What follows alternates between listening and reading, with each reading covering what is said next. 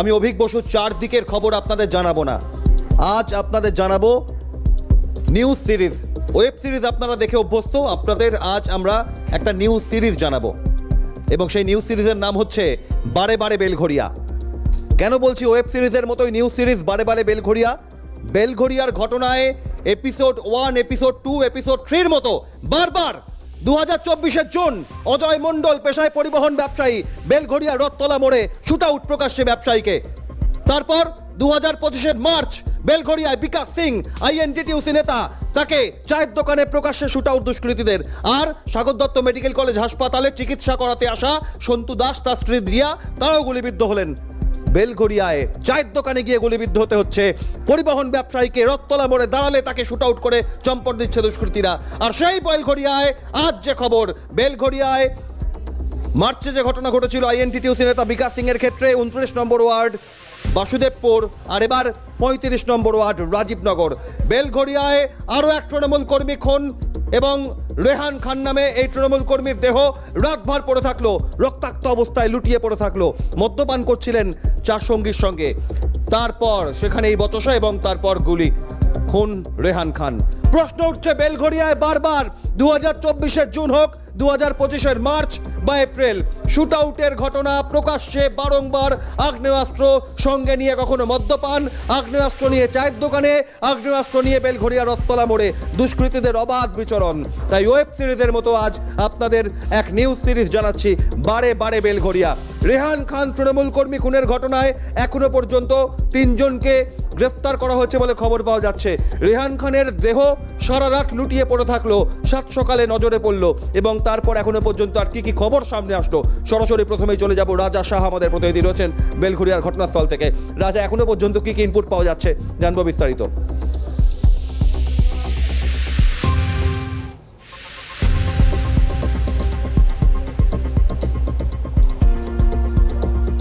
দেখো, প্রথম বিষয় একটাই, সেটা হলো কামারহাটি পুরসভা তার 35 নম্বর ওয়ার্ড এবং এখানকার যিনি কাউন্সিলর রয়েছেন দেবযানী মুখোপাধ্যায়, তার ঘনিষ্ঠ রেহান খান, তিনি গতকালকে মার্ডার হয়েছেন কোথায় না, বাড়ি থেকে 100 মিটারের মধ্যে। কার বিরুদ্ধে অভিযোগ? উত্তর দমদম পুরসভার তৃণমূল কাউন্সিলর 31 নম্বর ওয়ার্ড সুজয় দাস, তার বিরুদ্ধে অভিযোগ। তার অনুগামী সুশান্ত রায়, তার নাম সরাসরি মুখে বলছেন রেহান খানের মা। তিনি বলছেন সুশান্তর সঙ্গে বিবাদ ছিল রেহানের। রেহান গোপাল জুটি একেবারে 35 নম্বর ওয়ার্ড, তারাই দেখভাল করতেন বলে আমরা স্থানীয় সূত্র মারফত যে খবর পাচ্ছি। এই রেহান গোপাল জুটির মধ্যে রেহান গতকাল খুন হয়েছেন। এই গোটা বিষয়ে কিন্তু তদন্ত করছে বেলঘরিয়া থানার পুলিশ। ইতিমধ্যেই 3 জনকে গ্রেপ্তার করা হয়েছে গোটা বিষয়। মূলত আমরা যেটা জানতে পাচ্ছি যে জমি ভরাট সংক্রান্ত বিষয় নিয়ে কিন্তু বিবাদের সূত্রপাত। এখনো পর্যন্ত প্রাথমিক তদন্তে পুলিশ তেমনটাই কিন্তু অনুমান করছে। তার কারণ তোমাকে বলি যে সুজয় ঘনিষ্ঠ সুশান্ত, এই সুশান্তর সঙ্গে রেহানের একটা সমস্যা ছিল, সেটা রেহানের মা সকালবেলায় বলেছেন। রেহান তিনি কি কাজ করতেন? তিনি মোটেও খুব যে সাধারণ স্বাভাবিক জীবনযাপন করতেন তেমনটা নয়, তিনিও জমি ভরাটের কাজকর্মই করতেন। রেহানের মা তেমনটা বলেছেন। আমরা দেখতে পেয়েছি যে রেহানের বাড়ির পাশে, অর্থাৎ রেহান যেখানে খুন হয়েছে তার থেকে 50 মিটারের মধ্যে একটি পুকুর রয়েছে, সেই পুকুরটি কিনে তিনি ভরাটের কাজ করছিলেন। আমরা সেই ভরাটের ছবিও কিন্তু সকাল থেকে দেখিয়েছি। এখান থেকে এই শুট আউটের ঘটনায় প্রমোটিং যেন তালিকায় সবসময় প্রথমে টপ লাইনে থাকে। প্রমোটিং সংক্রান্ত বিবাদ, প্রমোটিংয়ের বচসা, প্রমোটিং নিয়ে টাকা ভাগ বটোয়ারার বচসা। রেহান খানের ক্ষেত্রেও এই সুশান্ত, অভি, রাজু যাদের গ্রেফতার করা হলো, তারা তার পরিচিত বন্ধু, একসঙ্গে মদ্যপান করছিলেন, কিন্তু মদ্যপান করতে গিয়েও কোমরে মাজায় তাদের আগ্নেয়াস্ত্র থাকে, আর এভাবেই তাদের বচসার পর গুলি চালিয়ে দেয়। রেহানের মৃত্যু হলো, তার মা আজ কাঁদতে কাঁদতে কি বলছেন দেখুন। दुश्मनी हमारा लड़का के था, वो सुशांतो के लड़का से था दुश्मनी। एक बेर पहले ही मारा था, हमारा लड़का के बहुत मारा था। आगे पारा के आदमी दौड़ा ना, तब छोड़ दिया, समझे। उसी से दुश्मनी था।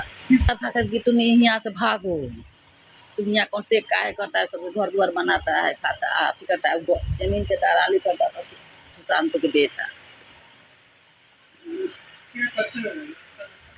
वो है, आपको बाड़ी बनाना है तो आप पैसा देते थे, आपको बाड़ी बना देता था। उसको है तो उसको बना देता था, यही काम था उसको। कल मलाली से आया, इतना समय में मलाली गया था, 10 दिन के बाद आया। ताले सब सेटिंग करके, सबके पिया खिया के, सब सेटिंग करके ऐसे किया है। रात में घटना किया है, कोई नहीं जानता कि कितना बजे किया। सुबह में हम देखे बाहर निकले ना तो बाहर के आदमी बोला कि ओ काकी माँ रेहान दाचे का तो वही हम देखलम बापरे আমার বাবু নাই গলি এখানে গলি আছে বোতল সে মার ছেলেকে মারলো রক্ত এইখানে এইরকম।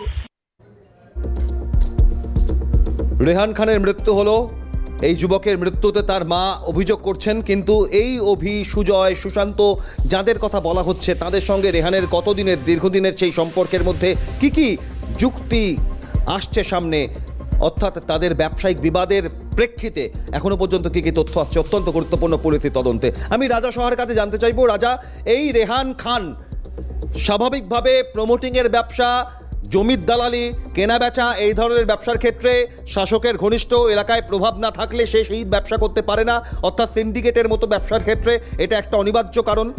রেহান খানের ক্ষেত্রে এই মৃত্যুতে স্থানীয় রাজনৈতিক মহলের প্রতিক্রিয়া কি?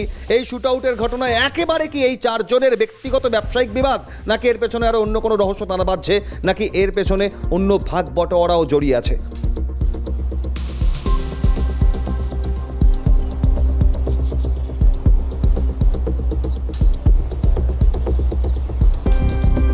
দেখো, রেহান ঘনিষ্ঠ গোপাল তিনি যে বিষয়টি খোলসা করেছেন সে অভিযোগ কিন্তু ভয়ঙ্কর একেবারে। তোমাকে বলি, গোপাল যেটা সরাসরি সিএনএর ক্যামেরায় বলেছেন যে সুজয় দাস, যিনি উত্তর দমদম পৌরসভার 31 নম্বর ওয়ার্ডের কাউন্সিলর, তার মদতপুষ্ট একটি সাট্টার বোর্ড, জুয়ার ঠেক, তাও কিন্তু চলতো। এই রেহান এবং গোপাল তারা কিন্তু বাধা দিয়েছিল এবং সেখান থেকেই শত্রুতা শুরু। এবং গতকালকে রেহানকে যেভাবে খুন করা হয়েছে, বাড়ির সামনে যেভাবে গুলি করা হয়েছে, একদিকে যেমন প্রশ্ন উঠছে এই বাংলায় এত অস্ত্র কোথা থেকে আসছে, একদিকে এই প্রশ্ন উঠছে যে বাড়ির 100 মিটারের মধ্যে এক ব্যক্তিকে খুন হতে হয়েছে, সেই খবর কেন পুলিশের কাছে আগে থেকে থাকছে না? খুব স্বাভাবিকভাবে তোমাকে বলছি যে পুলিশের ভূমিকা নিয়েও কিন্তু এই বিষয়ে প্রশ্ন উঠতে শুরু করেছে। তার কারণ রেহানের মা গুরুতর অভিযোগ করছেন, তিনি বলছেন যে রেহান ছিল বেলঘরিয়া থানার পুলিশের সোর্স, অর্থাৎ এই এলাকায় কি ঘটছে তার সোর্স হিসেবে কিন্তু রেহান খান তিনিও কিন্তু কাজ করতেন।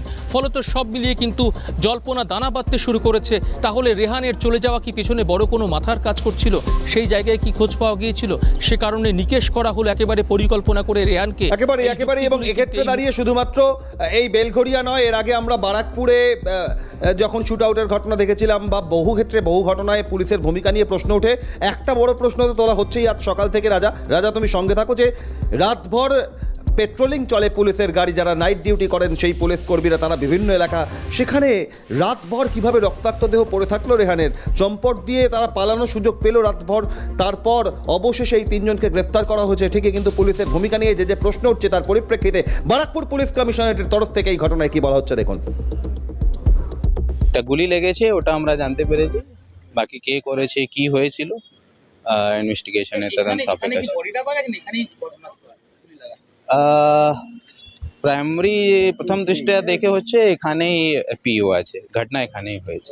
জেনারেলি এখানে বসে আপনার গল্প করছিল, একটা মদের বোতলও পেয়েছে, তো মেবি মদ খাচ্ছিল বা ওটা হবে। জেনারেলি ওনারা প্রমোটিং ওরই করে, যা ওনার ফ্যামিলি মেম্বার থেকে শুনতে পাই। রেহান আছে, ইনায়াতুল্লাহ, আর মোটামুটি 30-35 মধ্যে বয়স আছে। এক্স্যাক্টটা বলতে পারছি না, আপাতত যে প্রাইমারি আমি জানতে পেরেছি কি 11:30-12টা পর্যন্ত ওনাদের ফ্যামিলির সঙ্গে বা বন্ধু বান্ধব সঙ্গে কথা হয়েছে।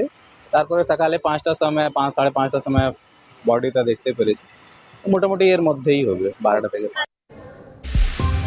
প্রতিনিধি রাজা সাহা সরাসরি রয়েছেন বেলঘরিয়ায় ঘটনাস্থল থেকে, অর্থাৎ ওই কামারহাটি পুরসভার 35 নম্বর ওয়ার্ড। রাজার কাছে আসবো আবারও, তবে এই মুহূর্তে আমাদের সঙ্গে অবসরপ্রাপ্ত আইপিএস প্রাক্তন পুলিশ কর্তা নজরুল ইসলাম সাহেব রয়েছেন সরাসরি। নজরুল সাহেব, এই মুহূর্তে একেবারে আমার মাথায় আসছে 4টে চতুষ্কোণে দাঁড়িয়ে বিশ্ব বাংলার ব, আর পরপর বেশ কয়েকটা বয়ের কথা মাথায় আসছে। 2022-এ বীরভূমের বকটুই, আর এ শহর কলকাতায় বৈঠকখানা রোড, যেখানে বিপুল পরিমাণে আগ্নেয়াস্ত্র উদ্ধার, আর তারপর বয়ের নিউজ সিরিজ বেলঘরিয়া।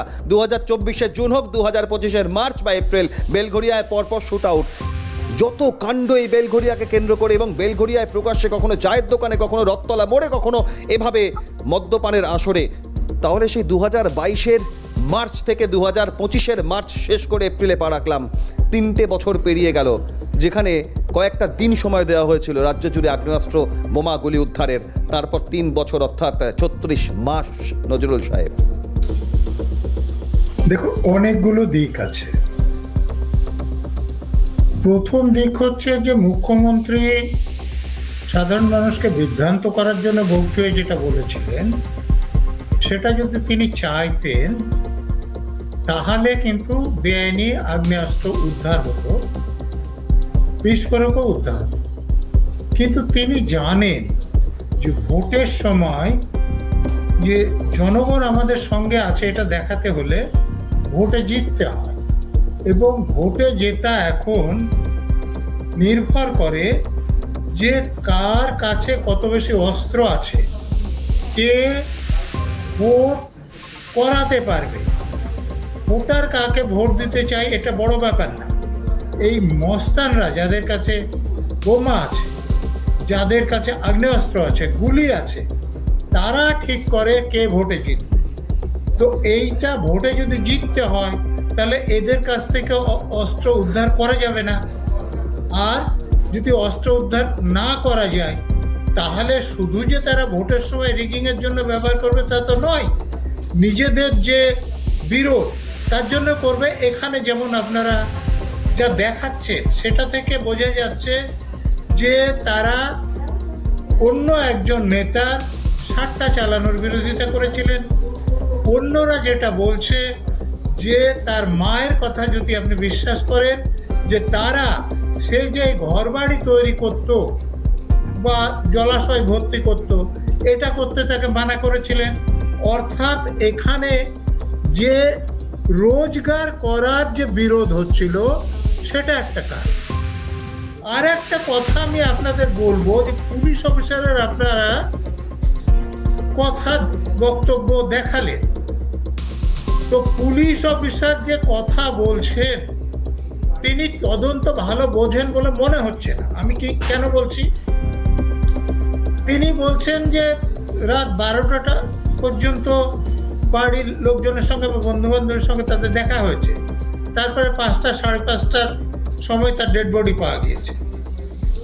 এই সময়ের মধ্যে কখন সে মারা গিয়েছে এটা তিনি বলতে পারছেন, কিন্তু তিনি যদি রিগর নোটিস হয়েছে কি না, পোস্টমর্টম স্টেনিং হয়েছে কি না, বডিতে ফ্ল্যাসিডিটি আছে কি না, এই টেম্পারেচার কত আছে, পরিবর্তন কতটা হয়েছে, বা চোখের অবস্থা কি আছে, এইগুলো দেখে কখন মৃত্যু হয়েছে সেটা পুলিশদের ট্রেনিংয়ে দেওয়া হয়। তিনি যদি জানতেন তাহলে মোটামুটি বলতে পারতেন যে এই সময় মারা গেছে, কিন্তু সেটা তিনি বলতে পারছেন না। অর্থাৎ পুলিশের লোকেরা এখন নিজেদের কাজটাও ভুলে গিয়েছে এই পার্টির হয়ে কাজ করতে গিয়ে। তো এখানে তো পার্টির লোকেরা পুলিশের লোকদের ব্যবহার করছে, গুন্ডাদের ব্যবহার করছে, আর পুলিশের লোকেরাও পার্টির লোকদের দ্বারা ব্যবহৃত হচ্ছেন, নিজেদের কাজ ভুলে যাচ্ছেন, তাহলে তো এরকম ঘটনা ঘটবেই। নজরুল সাহেব, আমি এখান থেকে একটা বিষয় যে এই ধরনের শুট আউটের ঘটনায় দুটো দিক মূলত শতাংশের বিচার করলে একেবারে সিংহভাগ ক্ষেত্রে হয় রাজনৈতিক দলের নেতা, শাসক দল বা বিরোধী দল বা ব্যবসায়ী। কিন্তু আজ যেমন বেলঘড়িয়ায় রেহান খানকে নিয়ে আলোচনা হচ্ছে, ঠিক মার্চের 8 তারিখ এই বেলঘড়িয়ার 29 নম্বর ওয়ার্ডে 4 নম্বর রেলগেটের কাছে চায়ের দোকানে বিকাশ সিং আইএনটিটিউসি নেতা তিনি চা খাচ্ছিলেন, সেখানে 3 দুষ্কৃতী এসে গুলি চালালো, আর সেখানে সন্তু দাস, রিয়া দাস পরিবার, আগরপাড়ার বাসিন্দা, সাগর দত্ত মেডিকেল কলেজ হাসপাতালে ডাক্তার দেখাতে গিয়েছিলেন, ফেরার পথে দাঁড়িয়ে চা খাচ্ছিলেন, গুলিবিদ্ধ হয়ে হাসপাতালে আবার ভর্তি হতে হলো। অর্থাৎ এই যে বাংলায় আইন শৃঙ্খলা পরিস্থিতি, নিরাপত্তা নিয়ে এত বড়াও করে বলার কথা বলা হয়, কিন্তু বেলঘড়িয়ার পরপর একের পর এক ঘটনা গোটা বাংলা জুড়ে, একেবারে বাঁকুড়া থেকে বীরভূম নয়, খালি বেলঘড়িয়ার মধ্যে যদি সীমাবদ্ধ থাকি তাহলে একের পর এক ঘটনা। এই পরিস্থিতি মোকাবিলা কিভাবে সম্ভব তাহলে, যদি এমনই হয় যে নির্বাচনের কাজে দুষ্কৃতীদের ব্যবহার করার জন্য আগ্নেয়াস্ত্র সব উদ্ধার করা যাবে না, কিন্তু তারা শুধু নির্বাচনে নয় বছরভর তারা বিভিন্ন ক্ষেত্রে অপরাধমূলক কাজে এই আগ্নেয়াস্ত্র দিয়েই ছোটাচ্ছে গুলি। আপনারা দেখুন না, মালদহে একজন শাসক দলের কাউন্সিলর খুন হয়েছিলেন, তারপরে যারা ধরা পড়লেন তাদের মধ্যে দেখুন মালদা জেলা শাসক দলের সহসভাপতি ছিলেন, তারপরে যিনি খুন হয়েছিলেন তার স্ত্রী কিন্তু বলছিলেন যে এর উপরেও কোনো মাথা যুক্ত আছে। তো যদি শাসক দলের লোকেরা এই মার্ডারের সঙ্গে যুক্ত থাকে এবং পুলিশের লোকেরা শাসক দলের দলদাস হয়ে কাজ করে, তাহলে অপরাধীদেরকে ধরা তো সম্ভব হবে না। আর এরকম যদি চলতে থাকে যে অপরাধীরা অপরাধ করবেন, সেটা ঠিকমতো তদন্ত হবে না, তাহলে অপরাধ বাড়বে। আর আপনারা এখানকার যে বলতেই পারেন যে এনসিআরবি ডাটা দেখে বলা হচ্ছে যে কলকাতা সব থেকে নিরাপদ শহর, কিন্তু আপনার এখানে মার্ডার হচ্ছে, আপনি কেস রেজিস্ট্রি করছেন না, সেটা ডাটা আপনি পাঠাচ্ছেন না এনসিআরবিতে। এনসিআরবি তো সেই ডাটাই ছাপায়, রাজ্য সরকার যে ডাটা দেয়। তো তাহলে বাস্তবের সঙ্গে এনসিআরবির যে পরিসংখ্যান সেটা মিলছে না, কারণ রাজ্য সরকার মামলা রেকর্ডও করছে না, আর যেটা রেকর্ড হচ্ছে সেটারও তথ্য পাঠাচ্ছে না। বলুন। হ্যাঁ, একেবারেই তাই। অনেক নজরুল সাহেব সঙ্গে থাকুন। এভাবেই তো এনসিআরবির রিপোর্ট, এই বাংলা নিরাপদ, শহর কলকাতা নিরাপদ, ঠিকই তো 9 তারিখে গুলি চলেছে, তার মানে কি মার্চ মাসের 8 তারিখে গুলি চলেছে, 9, 10, 11, 12 তো চলেনি। এভাবে যদি বলা হয় তাহলে অর্থাৎ এই 2-1 দিন আগেই যখন বলা হয়েছিল, একটা রাজনৈতিক প্রতিক্রিয়া উঠে এসেছিল যে বাংলায় এই ধরনের বোমাগুলি শুট আউটের ঘটনা কবে হচ্ছে সেটা খবর নয়, কবে হচ্ছে না সেইটা খবর। সেরাম বেলঘরিয়ায় 2024 জুন হোক, 2025 মার্চ, এপ্রিল, পরপর এই শুট আউট সিরিজ ও নিউজ সিরিজের মধ্যে যা ঘটনা। অন্যদিকে রেহান খানের মা তিনি কি বলছেন? সুজয় থেকে শুরু করে অভি, সুশান্ত, টাকা ভাগাভাগি, জমি বিক্রি, সিন্ডিকেট থেকে জমি প্রমোটারি, এই ঘটনা যাবতীয় এই আক্রমণ, শুট আউট, গুলি, অত্যাচার, আক্রমণ, নিপীড়ন সব কিছুর মধ্যে এই ধরনের একেবারে খুন করে দেওয়ার মানসিকতা তৈরি হচ্ছে এই ভাগাভাগিকে কেন্দ্র করে। পার্টনারশিপে ব্যবসা, টাকার ভাগ বটোয়ারা। কি বলছেন রেহান খানের মা, দেখুন। काउंसलर सुजय से सुशांत सबके मिली भगत है, सब बिक्री करता था पहले, सब अगल बगल से पता लगा लिए, सब जगह जमीन बिक्री पहले करता था, सब मिलजुल के खाता था। हमको लड़का आया यहाँ पर, उसको दुश्मनी कर लिया रेहान। क्यों? क्या क्या कर रहा था? वो जमीन कीन के कम पैसा में 3.5 लाख में 3 लाख में जमीन कीन के भोरूट करके ज़्यादा दाम देता था तब बेच लेता था। किससे खरीदा? डल्लप के आदमी हैं। तो ये जो खरीदता था इसका हिस्सा भी किसी को देना पड़ता था? हाँ, पोकुट भरना तो गैर कानूनी, तो मीडिया उडिया के देता था, काउंसलर के देता था, थाना के देता था, सब मिलजुल के खाता था। काउंसिलर को देता था? सब अब वही लड़के न जाने, सब मिलजुल के खाता था। सब वहाँ के जमीन सब सरकारी जमीन है, और सब बिक्री कर रहा था 40 लाख 50 लाख रुपये कट्ठा। कौन बिक्री करता? सुशांत। জমির টাকা ভাগাভাগি এবং সেই জমি থেকেই সরাসরি জানে মেরে দেওয়ার ঘটনা। বেলঘরিয়ার এই ঘটনায় রেহান খানের মৃত্যু হলো, কিন্তু জমি, টাকা ভাগ বটোয়ারা আর শেষমেশ জানে মেরে দেওয়া, সব মিলিয়ে আর কি আপডেট। এখন ফিরে এলাম 4টে 24 আর চারদিকের খবর নয়, ওয়েব সিরিজের মতো নিউজ সিরিজ জানাচ্ছি।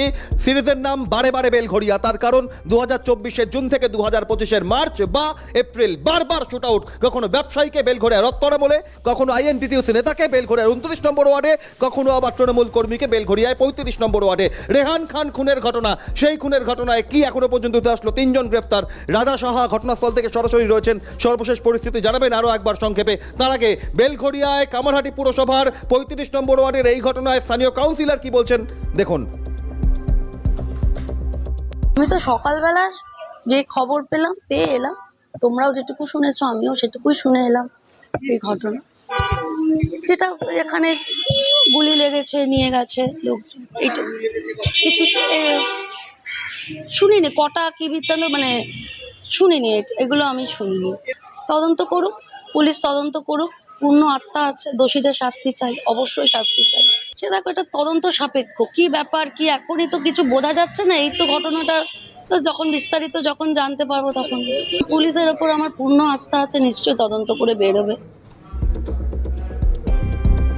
সরাসরি চলে যাব রাজা সাহা ঘটনাস্থল থেকে রয়েছেন রাজা। ঘটনায় দোষীদের শাস্তি চাই, আইনের মতো পদক্ষেপ করুক, বিচার চাই, সব কিছু।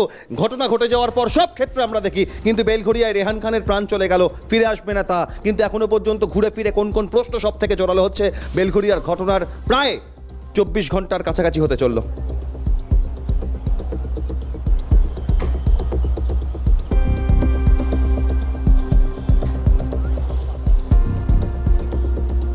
দেখো, মুখ্য বিষয় একটা, সেটা হলো যে জমি ভরাট কেলেঙ্কারি। রেহান খান তিনি নিজেও কিন্তু জমি ভরাট করতেন, এটা রেহানের মা তিনি নিজেও কিন্তু স্বীকার করেছেন আজকে সিএনএর ক্যামেরায়। এবং দ্বিতীয় বিষয় তোমাকে বলি, সুশান্ত এবং সুজয় অর্থাৎ সুশান্ত রায় যিনি রেহান খানের বাড়ি থেকে 200 মিটারের মধ্যে যিনি থাকতেন, আর সুজয় দাস যিনি হচ্ছেন উত্তর দমদম পৌরসভা 31 নম্বর ওয়ার্ডের পৌর প্রতিনিধি। এই সুজয় দাসের ঘনিষ্ঠ ছিলেন এই সুশান্ত রায়, যার এই দুজনের মধ্যে কিন্তু একটা বিবাদ লেগেই থাকতো, যেটা আমরা স্থানীয় সূত্র মারফত জানতে পারছি। ফলত বলা যেতে পারে যে জমি ভরাট নিয়েই কিন্তু বিবাদের সূত্রপাত, এবং তা গতকাল রাত্রিবেলায় চূড়ান্ত পর্যায়ে পৌঁছয়ে কার্যত মদের আসর, সেখানে কিন্তু গুলি করা হয়েছে। প্রথম দুটো বিষয়, এক তা হলো বেলঘড়ি এক্সপ্রেসওয়ে লাগোয়া এই অঞ্চলে এত পরিমাণে বন্দুক কিভাবে আসছে, আগ্নেয়াস্ত্র কিভাবে আসছে, প্রথম বিষয়। এবং দ্বিতীয় বিষয় হচ্ছে এই জমি ভরাটের বিষয়টি কি কোনোভাবে জনপ্রতিনিধি তিনি কি কোনোভাবে দায় এড়িয়ে যেতে পারেন? তার কারণ একদিকে যখন একজন জনপ্রতিনিধির বিরুদ্ধে সরাসরি অভিযোগ আসছে, অর্থাৎ একেবারে এই পরিস্থিতিতে কোন দিকে এগোয় ঘটনা, তদন্তে কি উঠে আসে নজর থাকবে। রাজাকে ধন্যবাদ জানাবো। প্রাক্তন পুলিশ কর্তা নজরুল ইসলাম সাহেব, প্রাক্তন আইপিএস আমাদের সঙ্গে রয়েছেন। নজরুল সাহেব, বেলঘড়িয়ার ঘটনা একেবারে পরপর 3টে শুট আউটের ঘটনা, গতকাল সদ্য যে ঘটনা রেহান খানের এই খুন হওয়ার পরিপ্রেক্ষিতে জানতে চাইবো এই পরিস্থিতি কোন দিকে ইঙ্গিত দিচ্ছে, তার কারণ বছর ঘুরলে রাজ্যে আরও একটা বাংলা কার্ড দখলে থাকবে সেই নির্বাচন। না, সেটা তো এখনই দেখা যাচ্ছে। দেখুন, আপনারা যেগুলো দেখিয়েছেন তাতে একটা দেখিয়েছেন যে যাকে মেরে ফেলা হয়েছে তার মা বলছেন যে তার ছেলে যে কারবার করতো তার পয়সা শাসক দলের নেতাদেরও দিতেন, থানার পুলিশকেও দিতেন, তারপরে তাকে মেরে ফেলা হচ্ছে। আর একটা জিনিস আপনারা দেখিয়েছেন, কোনটা সব থেকে গুরুত্বপূর্ণ আমি জানি না, কিন্তু আপনারা এটাও বলেছেন যে বেলঘড়িয়া থানার সোর্স হিসাবে এই রেহান খান কাজ করতেন। এখন আমি পুলিশে কাজ করার অভিজ্ঞতা থেকে জানি, আমরাও সোর্স কাল্টিভেট করতাম, কিন্তু সোর্স কাল্টিভেট করতে হলে সেই সোর্স আর যিনি কাল্টিভেট করছেন তিনি ছাড়া অন্য কেউ যদি জেনে যান যে তিনি পুলিশের সোর্স হিসেবে কাজ করছেন, তাহলে কিন্তু তার বিপদ অনেক গুণ বাড়ে এবং বেঁচে থাকার সম্ভাবনা কম। একেবারেই আপাতত নজরুল সাহেব আপনাকে অনেক ধন্যবাদ জানাতে হচ্ছে, তার কারণ সময়ের কারণে। কিন্তু সময় যত এগোচ্ছে তত একের পর এক এই বাংলায় শুট আউট থেকে শুরু করে আগ্নেয়াস্ত্র বোমাগুলি উদ্ধার নজরে আসছে বারবার। বেলঘড়িয়ার ঘটনা বারে বারে প্রশ্ন তুলছে, সেটাই 4:24 এখানে শেষ করছি। তবে অন্যান্য সমস্ত গুরুত্বপূর্ণ খবরের জন্য আপনাদের নজর থাকুক ক্যালকাটা নিউজে। সর্ব